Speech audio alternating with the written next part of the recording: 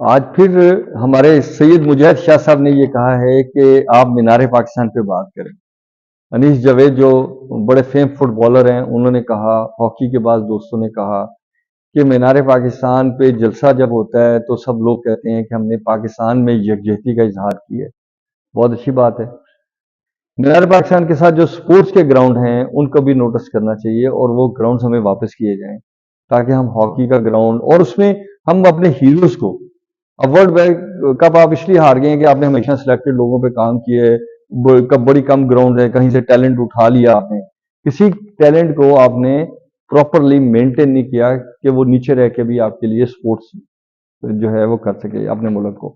اور ہم دنیا میں اور بہت ساری گیمز کو کھیل سکیں۔ تو مینار پاکستان کے ساتھ جو الائڈ گراؤنڈ سے، اس میں ہاکی تھی، کرکٹ تھی، فٹ بال تھا، والی بال تھا، اور اسی طرح وہاں پہ جو پیلی کوٹھی تھی اس کی ایک پوری ہسٹری تھی، اور پیچھے بوڑھا دریا چلتا تھا، اور پھر آگے آپ کے جو ہیں وہ بڑے خوبصورت شاورز بنے ہوتے تھے، وہ سارے ہم نے ختم کر دیے۔ ایون مینار پاکستان کے گرد، مین بلڈنگ کے گرد آپ نے جنگلہ لگا کے وہاں کسی کو جانے کی اجازت نہیں۔ میاں نواز شریف صاحب، جناب آصف علی زرداری صاحب، جناب مولانا فضل الرحمان صاحب، جناب عمران خان صاحب، جناب تحریک انصاف والوں، کبھی مینار پاکستان سے کان لگا کے سن بھی لیں کہ وہ کیا کہتا ہے۔ وہ یہ کہتا ہے کہ ہم میرے تک لوگوں کو آنے دیں۔ لوگ اس بلڈنگ کو جا کے جب ہاتھ لگاتے ہیں جہاں قرارداد پاکستان لکھی ہوئی ہے، قرارداد لاہور لکھی ہوئی ہے، اور مختلف زبانوں میں لکھی ہوئی ہے، تو انسان کے اندر اس کو پڑھنے کے بعد ایک جذبہ پیدا ہوتا ہے، ایک تاریخ اس کے سامنے آتی ہے۔ اس کو لگتا ہے کہ مولوی عبدالحق صاحب جو ہیں اور شیر بنگال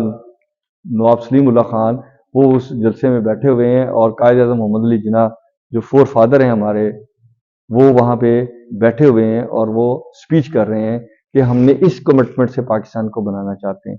اور 1940 کے دور میں چلا جاتا ہوں، اور مجھے لگتا ہے کہ پاکستان کی تاریخ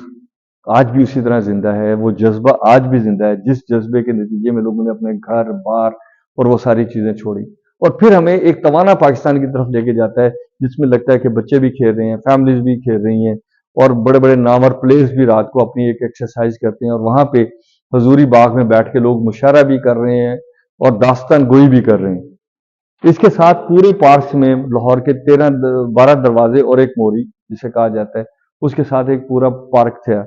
جس کو ہم سرکل پارک کہتے تھے، اس کو بھی ختم کر دیا، انکلوچمنٹ نے اس کو تباہ کر دیا۔ جہاں آپ اتنے بڑے برج بنا رہے ہیں سر، جہاں آپ اتنے بڑا کام کر رہے ہیں، ہم چاہتے ہیں کہ تھوڑی سی توجہ ہر جگہ پہ سپورٹس کے لیے دی جائے اور ریکریشن کے لیے دی جائے، اور ہم اپنی سوسائٹی کو آگے کی طرف لے کے جائیں، جیسے کہ آپ دیکھ رہے ہیں کہ آپ کی نیبرنگ کنٹری میں کیا ہو رہا ہے۔ ابھی یہ ایک نیبرنگ کنٹری جس کو ہم اپنا دشمن بھی سمجھتے ہیں، اس نے ٹیکسیز کا کام شروع کیا ہے، اور وہ بنا کے دنیا کو ایکسپورٹ کرنے لگے۔ پھر اسی طرح آپ دیکھیں کہ